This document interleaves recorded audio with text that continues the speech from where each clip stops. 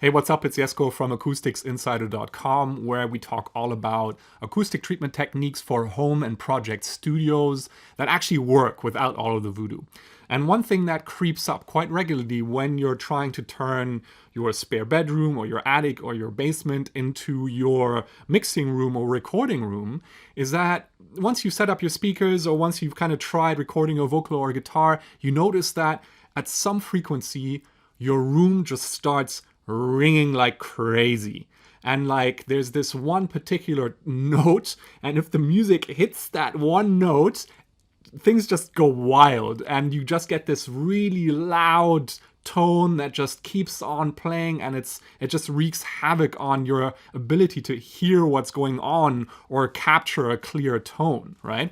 And it's just super annoying because it makes it impossible to balance your low end and figure out what things should sound like when you take them outside of your studio. So you probably already know that you're dealing with a particularly bad case of standing waves, and that it can be a real challenge to get these under control in a small room. But you've got to work with what you've got. You've got to make sure that you're getting rid of those worst offenders and that your room is actually workable. So let's go through it. Let's have a look at what typically causes these resonances and how to best tackle them.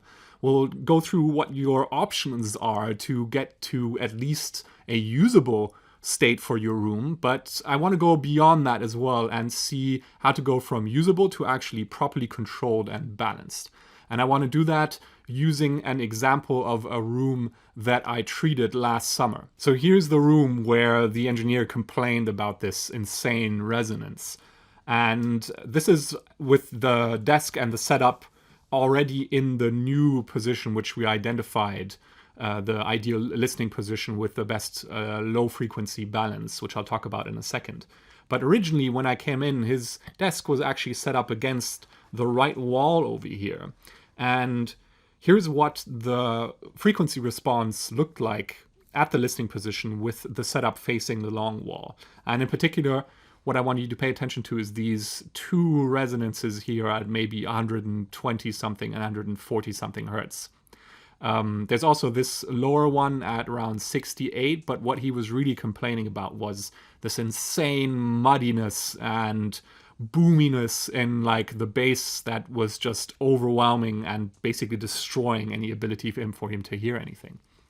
And looking at the waterfall plot, we can confirm that these are actually standing waves, right? So we can see we've got these ridges coming out at us. Remember that the top of this mountain is basically the frequency response, and then we've added time on top of that, which is coming at us out of the screen, and those are those ridges.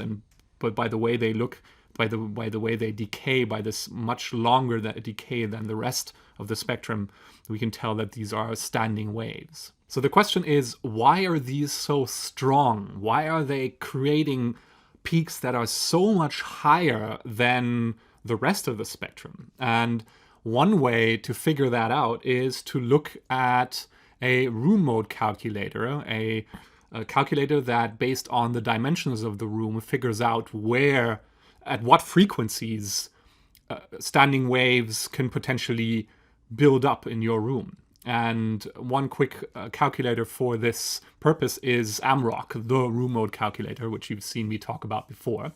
And when I enter the dimensions for this particular room, we can see that it calculates all these frequencies, all these lines that each represent a certain standing wave that potentially can build up in this room. Now, if we look at the frequencies that are problematic in this particular room, so looking at 120 something hertz, we can see that there are actually two right beside each other here. And that's actually what causes this peak to be so high. So in this particular room, the dimensions work out in such a way that we have two standing waves following two different dimensions that are really close together in the frequency, and they actually build up on top of each other. So they kind of reinforce each other, and that's why the peak is so high. It's a bit unclear here in this graph that we have two so close, but that's what's going on. And then we have this other pile of standing waves here at this 140 hertz mark. And that's responsible for that second peak right next to the first one. So what we're seeing here is actually really typical for rooms that don't have optimized dimensions, right? So the problem is that it creates this pattern of standing waves that is suboptimal. So at certain frequencies, standing waves might overlap and cause these huge bumps and also huge dips in other parts of the room. But you also might find that there are parts of the spectrum where there are actually holes. Basically, there are no standing waves that carry the energy. And so potentially we have large drops in energy in the spectrum. And this is why if you really want to get the highest quality of room or the highest quality of low end in your room, the only real way to do that is to start right from scratch and optimize those dimensions to get a pattern of standing waves that is evenly distributed. So there aren't any of these holes or any of these peaks, any of these buildups, these pile-ups where standing waves overlap and give us these huge resonances. Now, obviously, in a home studio, if you're working from a spare bedroom or any other part of your house, or just some room that was never built for that purpose, you've got to work with what you've got. You've kind of got to live with what you're given, and so the question would be what to do at that point. But first, I want to just take this back to our frequency spectrum measurement and see how that actually correlates.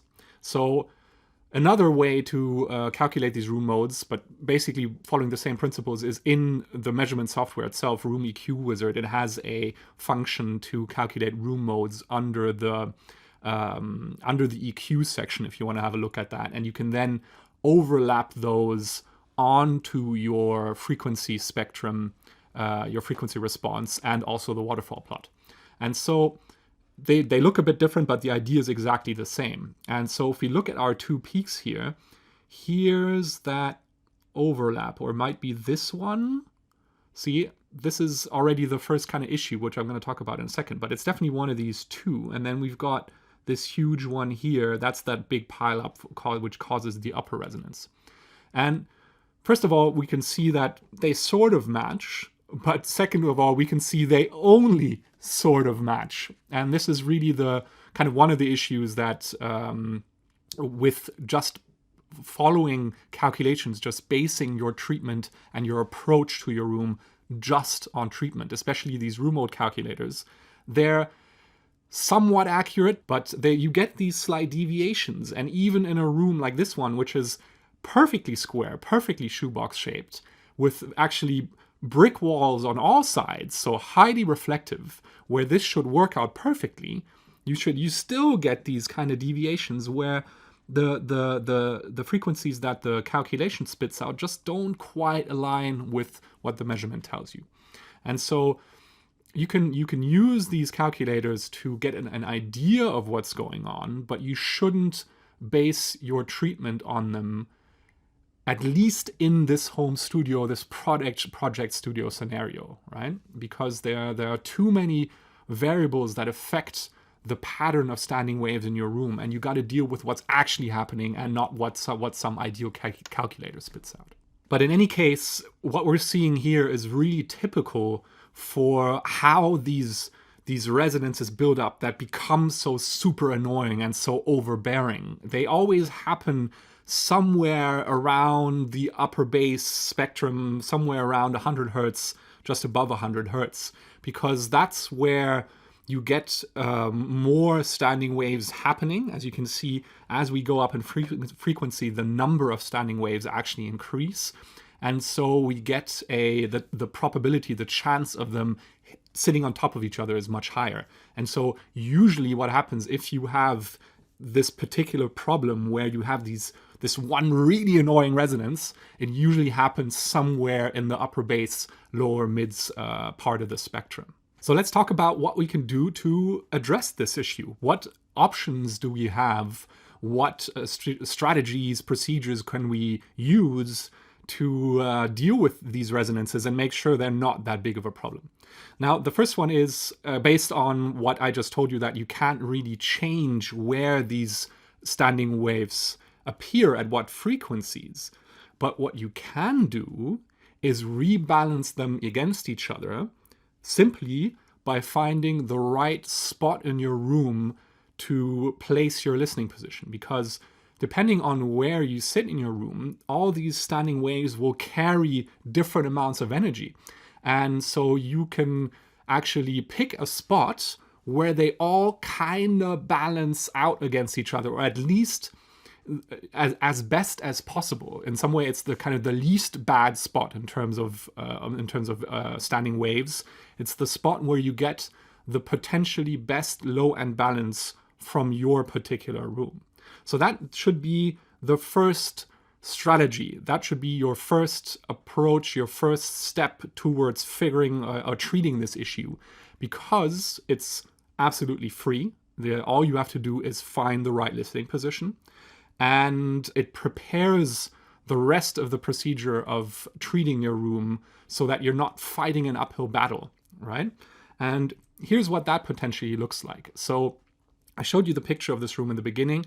This is the green frequency response, is now the frequency response at the new listening position. And at first you might say, okay, hang on, why is this actually better? And the main reason is that we've rebalanced the main standing waves against each other. This big one here still shows a massive peak, but we've now added the lowest one into the game. And it's, remember that with tonality, just like when you're mixing, it's all relative, right? So before we had this huge bump in the like 100 to 60 to 120, 150 hertz area, but now that gets balanced out to some extent by what's happening in the lowest octave in this particular room, so somewhere at around 35, 38 hertz or what it is, right? So sure, it still sounds like crap, but it doesn't sound as crap as the other room before it.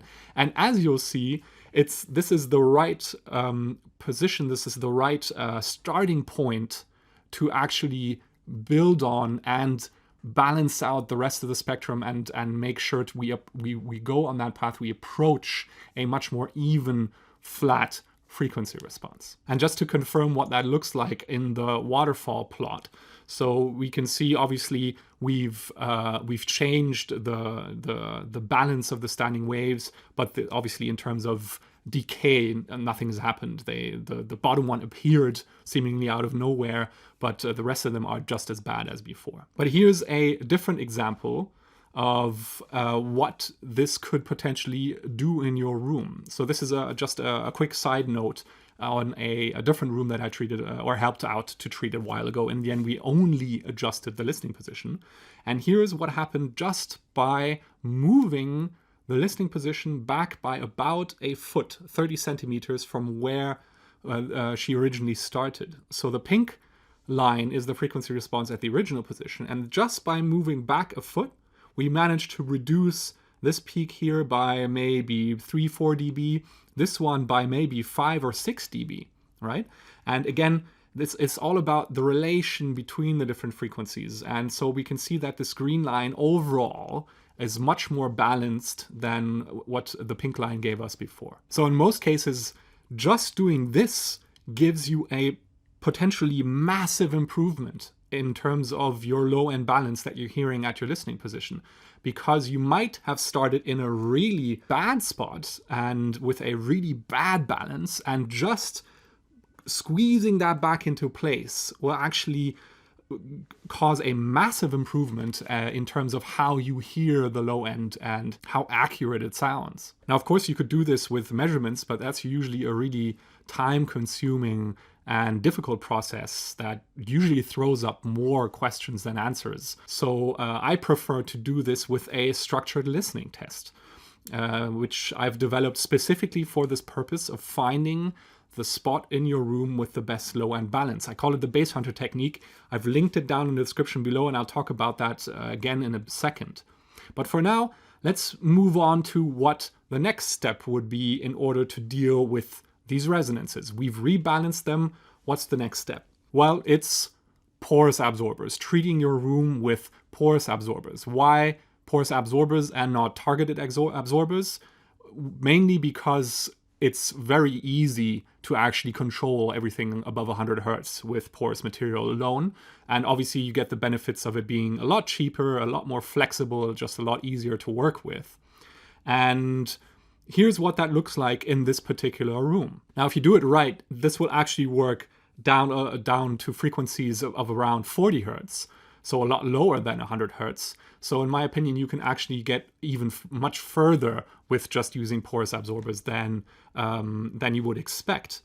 And here's what that looks like in the frequency spectrum. So now the green line is the untreated room, the red line is the treated room. And as you can see, that the peaks came down massively. In fact, that big resonance, that main issue we had before, has completely disappeared. And the few peaks that do remain have also flattened out quite a bit. They're a lot less strong, they're a lot less high, the difference is a lot less, right? So let's have a look at what that looks like in the waterfall plot. So now we can really see the effect the porous absorbers had in treating this room, especially if we compare it to what we had before, right? So here on the left, this is at the listening position, in this new listening position that we identified in the untreated room, and then on the right, see what happens with treatment, right? So all the big resonances above 100 hertz have completely disappeared. This one at around 70 is very strongly damped, hasn't disappeared completely, but we have a significant improvement. And then this lowest one at around 35 hertz definitely hasn't disappeared, but we can see that even at this lowest frequency, our porous absorber is still giving us some benefit, at least. So this clearly shows us how this panel works down to roughly about 40 hertz. Beyond that or below that, the efficiency of porous material drops off to an extent where, in my opinion, it stops being good bang for your buck. But you do want to kind of push that limit as far as possible. And in terms of treatment with porous absorbers, trying to reach roughly 40 hertz, I think is the right benchmark. So again, at this point, we've basically taken care of that resonance. It's gone. There's still some fluctuation in the frequency response, but in terms of timing, we've damped it completely. So at this point, we could call it a day, right? So this is a way for you to approach this kind of resonance problem. If you really just want to focus on that, then this is pretty much it, right? You've taken care of it at this point, and it doesn't cause any more issues. Now, what about going further, though? What can we do to even gain more control of this room and really balance this out even further? Yeah. So at this point, the next step would be to look at targeted resonance absorbers, tuned absorbers, so Helmholtz resonators or membrane traps, diaphragm traps, whatever you want to call them, but basically tuned absorbers. But now you can reduce the amount of those traps to just the problem frequencies that remain, right? So we've done as much as possible with this porous absorber, and now we're just dealing with what's left over with these far more targeted tools that are way more difficult to use and just way more expensive as well, right? So you can probably expect that in order to take care of this particular standing wave that still remains at around 35 hertz, you might look at about 3 or 4 of these resonance traps tuned to that particular frequency. And at that point, in terms of pricing, you're probably going to pay as much as you did for the treatment of the entire rest of the room, right? So you're significantly bumping up the cost, but you're reducing how much you still need to do to a bare minimum, right? So you're not investing into this really expensive solution more than you absolutely need to, right? In this case, we didn't do that simply because there wasn't any budget. In fact, there was still a space for porous absorption. So I would even recommend in this particular room, even before going further with resonance absorbers to even max out the possibilities, the options with porous absorbers. But in any case, in this particular room, we didn't do that mainly because the budget wasn't there. But going even beyond that, you might be thinking, what about using Sonarworks though? Using EQ, how does that fit into the picture? And the simple answer is, yeah, I think you should totally use it. It gives us two main benefits. And the first one is that it allows us to go that extra mile at the end. As you can see here, it's actually fairly difficult to get a flat frequency response with just treatment, especially in a home or project studio scenario, that small room scenario, where we just don't have the space for the amount of treatment that it takes. We also don't have the budget for it. And so it will give us that last extra bit of tonal balance that we'd like to have, and that is definitely useful when it comes to balancing and also making sure that sound translates. On top of that, the second main benefit that it gives us is this tonal reference that we can actually take with us from every studio to the next studio, but also just if we make changes in our room, we can get back to that tonal reference. That's a real benefit because our brains are so good at customizing, at adapting to what they hear, and they learn what things sound like. And if you can give your brain a tonal reference that it can keep coming back to, then that's a real benefit long term in terms of reliability and consistency in your mixing, and just getting away from this whole thinking about sound aspect where you're just constantly questioning every little move that you make. And so that's really useful. Now, it does only work in frequency. EQ won't affect the time aspect of your room, the decay in any way, but in terms of just the tonality, it is really useful. And especially Sonarworks is a very sophisticated piece of software that does a great job and offers a lot of great benefits in terms of adjusting how it works to your particular taste, that I think it's a very useful tool to have. Here's what that looks like in this particular room.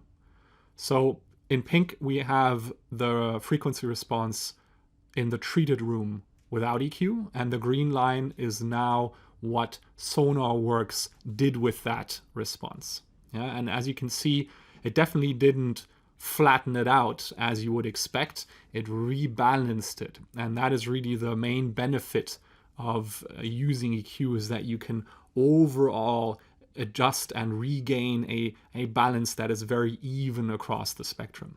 Of course, looking at that in terms of the waterfall plot, you can see it doesn't really change much, sure, because the energy in the low end came up, so it kind of looks like that lowest standing wave is actually worse than it was before, but the decay time is absolutely the same. It's just that we're starting at a higher energy level and dropping off from there.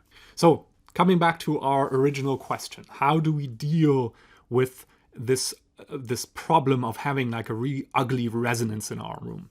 And I've shown you a couple of ways to deal with that. And what I hope that you can take away from this is that it's not about which one is the right option, but in which order should you employ them.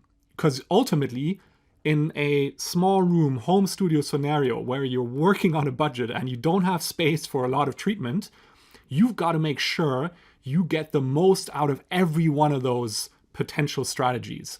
And so it's not a matter of which one do you use, it's a matter of in which sequence do you use them so they build on top of each other, right? Because you have to treat both, you have to address both the frequency response, the tonal aspect, but also the time aspect. And certain parts of these strategies will only really work on one or the other primarily, right?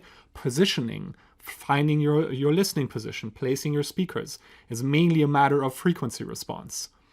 Treatment porous absorbers or even later on tuned absorbers is mainly a question of decay. The secondary effect of that is that it also improves the frequency response. But in terms of how they work, they affect the decay, the reverb of your room. So that's that second part. And then we have EQ, which again only works on frequency in terms of on tonality, but it doesn't do anything for the timing aspect. So we have to combine them to get the most in your small room. To find to get the furthest, you need to combine them in a smart way. And the first step is always going to be finding that ideal listening position, that place in your room, that spot in your room where you get the most even low-end balance, because then you can build on that. You can use the treatment. The treatment doesn't have to work so hard to bend things in shape, right? It does its thing, and you'll basically build on that particular balance that you started off with. And then obviously EQ at the end as well won't have to work so hard. And that's really the main benefit here, is that in terms of EQ, you're not getting as much of the compromises, of the negative effects that you get by using strong EQ moves on the frequency balance. So you don't end up with the lack of headroom, aka distortion, added distortion. Obviously the timing aspect that the latency of the whole thing, and obviously it doesn't just have to crowbar everything into place quite as much, which means the rest of your room also doesn't have or doesn't get these big changes that EQ has, right? So the first step is always going to be finding that listening position. And as I mentioned, in my opinion, the best way to do that is to use a structured listening test. It's a test that I call the Bass Hunter technique, and it's made specifically to isolate the problem of room modes and figure out where in your room that best low-end balance is, so that you can then place your listening position there, put up your speakers, and start your treatment procedure based on that. There's a link for the PDF in the description, and I highly recommend, if you haven't done that yet, that you go through that procedure to figure out what that starting point in your room needs to be. All right, I hope that showed you a way to deal with these resonances if you had that problem, if you have that problem at the moment, and it's just driving you mad because you can't hear properly, you can't judge the balance, and you're constantly questioning everything that you're doing. And when you listen to your mixes outside of the studio, everything just falls apart in the low end. This is, in my opinion, the best way to deal with that issue if you're working from a home or project studio, if you're working in one of these rooms that was never built from the ground up for the purpose of professional audio for mixing and recording. Then this is a path for you to go on and fix that resonance issue and get a room that isn't only usable but is actually a lot of fun to work with, and really gives you that confidence that you need to make great mixes and record great music. All right, that's it for now. I'll see you in the next one.